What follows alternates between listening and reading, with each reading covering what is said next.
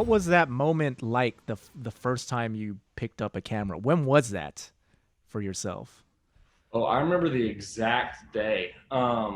It was like roughly, or I could go back and figure out the literal exact date on the calendar, but it was roughly like May 25th of 2013. And it was just a random day. And once again, I'd always been an adventurous person, had like to go and explore around and do stuff, be on my feet. But that day I texted my buddy, his name was Warren, and I was like, hey, you want to go explore around like downtown Nashville and take some photos around the city? And the entire reason I did it was to try and impress a girl, because there was a girl who had a crush on this guy who was a photographer. And I was like, okay, I know how I'll get her to notice me. So I started taking photos solely to try and impress her. But it was that one day that I asked my buddies, like, hey, you want to come explore around downtown, take photos? For some reason, he said yes. And I mean, that day I got addicted and did it every single day for the next 3 years without making a dime. It was just something about it just clicked with me, and I loved it. What camera were you using initially when you got started? iPhone, like an iPhone. Oh yeah, I used an iPhone for the first 3 years. It was my first camera was like a Canon Rebel T3i. I got it at a Best Buy as I was heading out on a road trip that day. Had no idea how to use it.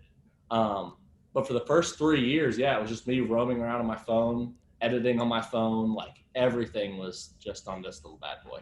It's almost like, you know, so many people they get, it's so interesting you bring that up because so many people get caught up in equipment and gear when in reality, you know, if you do have an iPhone, I mean, imagine if you get the new iPhone 12 now, like what kind of photos and videos you can shoot on that. But people get so obsessed when they're creating content about like I have to have like the highest end Sony or Canon or Nikon camera with this kind of lens or whatever.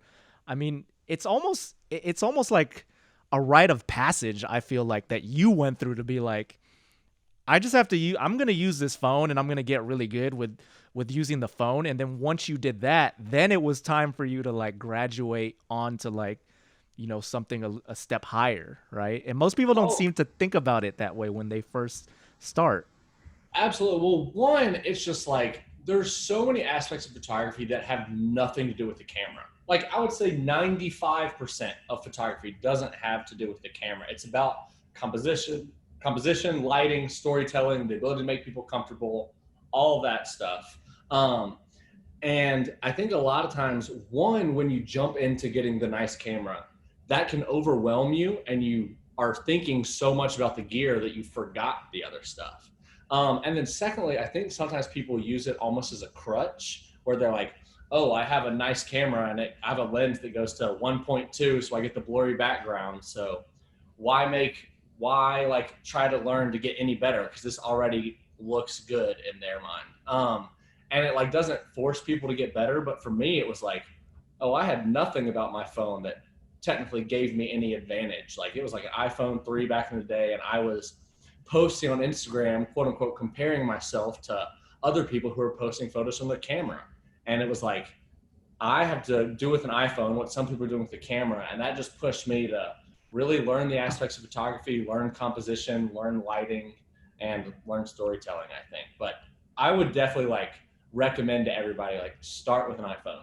There's no point in jumping into a camera.